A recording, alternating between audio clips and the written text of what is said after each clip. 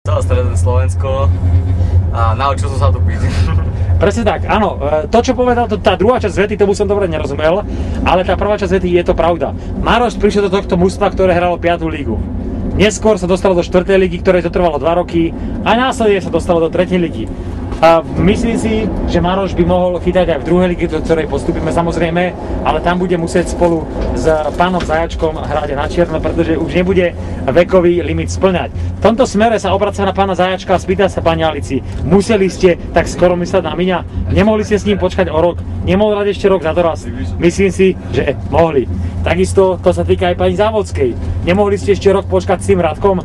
Keď bol 92, ešte rok mohol hravať s Lukáškom a mohli vidieť chlapci aj 2. ligu. Že? Radko, pozri sa na mňa aspoň, nebuď taký namyslený. Áno, je to Radoslav Rybkár Závodský. Týmto pozdravujem jeho bratov Juraja, Michala a hlavne Jura alias Kája, ktorý ho chodí karhať na každý zápas. A bol by som rád, keby chodil naďalej, pretože keď ho vidí za bariérou, ako stojí, radové výkony sú väčšie aj možno niekedy o 2-3%. Ďakujem pekne a poslednú kameru zapínam v Tatranskej Štrbe na stanici, kde sa konali v roku 1976 závody Svetového pohára lyžovaní. Áno, čo máme? Áno, MŠka Žilina, áno, MŠka Žilina, áno, pre všetkých nezainteresovaných. A všimnite si prosím pekne, má tu aj úchytku, je to úterák Miňov. Áno, ďakujem pekne, do počutia. Takže, nachádzame sa v miestnom pohostinstve u pani Hely v Tatranskej Štrbe, respektíve v Štrbe na železničnej stanici. Chlapci si pokutnávajú na čajíku. Tu je šéf, zástupca šéfky a tu je šéfka pani Helenka z Hloznice. Áno, nalieva, ulieva. Tam sú zákazníci cez okienko a tu sú naši hráči, ktorí postupne sa dostávajú do švungu a dávajú si... A tu je fanúšik, ktorý má strašne rád futbal. On obdivuje futbal a povedal, že najviac fandí futbalu v tej družstevne Chôrky. Je to tak, páne? Zakývajte nám. Pritakáva, že áno, je to pravda a všimnite si, dáva si nealkoholické pivo. To je príklad športovca. No, ideme ďalej. Tu je Maroš, čajíček, Kofolka, pán Poliak, Ferko, dívajte sa, tu je čajíček. Á, Mužíkova, pani Mužíkova, pozerajte sa, to sú voldecáky. Áno, Románko, pani Suranová, spolužiačka môjho brata z učilišťa chemického, môžete byť hrdá, syn si dáva čajík. A Igorko, pozri sa, a čuchá pohárik, ktorý práve vypil pán Šmehil. A tam je Gargi, ktorý zatiaľ, veľmi dobre, zatiaľ 1, 2, 3, 4, 5, 6 pol deci. Gargi, klobúk dole, zatiaľ iba 6. No a prechádzame na súboj kickboxu Michael Tyson, Lukáš Košiar a ten sa zlakol a Cesnek to tu všetko riadi.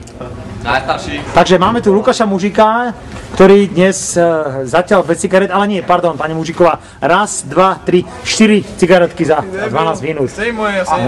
Poprosím ospravedlniť sa toho debila. Nefajčím. Ospravedlniť sa. Prepáč, presne tak. Pani Mužíková. Aha, pani Mužíková.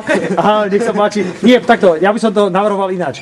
To je výhovorka, pani Mužíková. Jurko Stalmašek, pozri sa, Miško tu má 3 poldecáky a pani Chramostová, trieda profesorka a pán Domanický, riaditeľ školy, pozri sa, dačo si ho pustil na výlet. 3 poldecáky, je to ožran, tzv. Podžilinský korhel.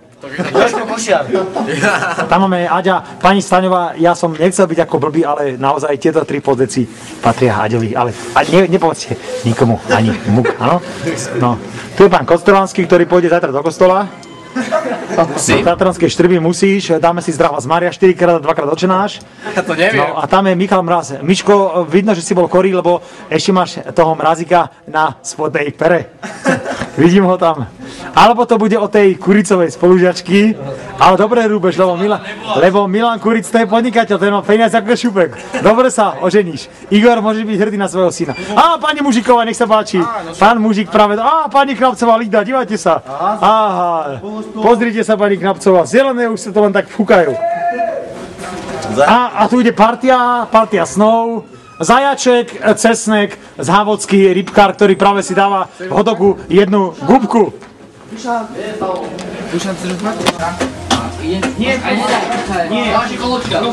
Takže dorazili sme do Tatranskej Štrby a prvá zastávka bola samozrejme u pani Hely z Voznice, ktorá práve sa robí, že umýva poháre, ale mohla by nám zakývať medzi tým do kamery. Pani Hela, áno, samozrejme, ďakujem pekne. Tu máme známeho pána, môjho, ktorý nám zakýva takisto, serus, ahoj, ktorý bývalý skokár na lyžiach, reprezentant Československa, ktorý odchádza. Zajtra sa stretneme, serus. No, a máme tu chalanov, ktorí čakajú na zápis do ubytovne Starý Mlyn. A je to Matúš, Tomáš, Vladimír, Harry Potter, Lukáš Pirošík, alias Dedina Babka, a Lukáš Kapec-Rajec, takzvaný koškár, mladý pán, ktorý prišiel do reštaurácie. Ako sa volá mladý pán? Pani, manželkou dokonca. Pustite pána, chalani. S kamarátkou dokonca. Ujo Joško, alebo Ferko. Joško, výborne. A pani Olinka. Pani Veronika. Ako sa voláte, pani? Helena. Pani Helenka. Takisto ako pani Čašnička, pani Helka. A tu je pani Helenka. My sme zo Žiliny, dorostenci, futbalisti. Takže sme radi, že sme vás mohli spoznať tu. Na tomto sústredení. Potom tu je Stanko Makuka, ktorý sa po rusky volá Kakuma. Akuma. Pán Košiar, Lukáš Košiar, zakýva do kamery. Pán Zajaček, ktorý zakýva pani Alici. Áno. Potom pán Rybkár Závodský, Radko, zakývaj. Pán Mužík, pani Mužikovej zakýva. Pán Roman Mužík, pán Stalmašek, ktorý sa volá Jurimu. A pani, ktorá ho zrengenuje. Ako sa volá mamina? Ako? Jak sa volá mamina? Pani Jarka Stalmašková. A Ferinkov syn David. Samozrejme, Davidko, zakývaj nám. Výborne. A Matúš, ktorého mama je pani učiteľka, ktorá mi veľakrát volala. A sme radi, že je tu. Zakývaj nám, Matúš. Jambisa, presne tak. A pán Bačinský, ktorý zakýva pani Daniele, ktorej zobrali vodický preukaz. Zakývaj nám, Maťo. Výborne. A kde je vedľa neho? Vedľa neho je Koškár, syn pani Lidy, pán Lukáš. Lukáš, zakývaj. Áno, Lukinko. A zakývaj aj Veronike a Romanovi. Do Zbíňova. Áno. Tak to bude. Omluv sa, to bude na kamere. Omluva sa, áno.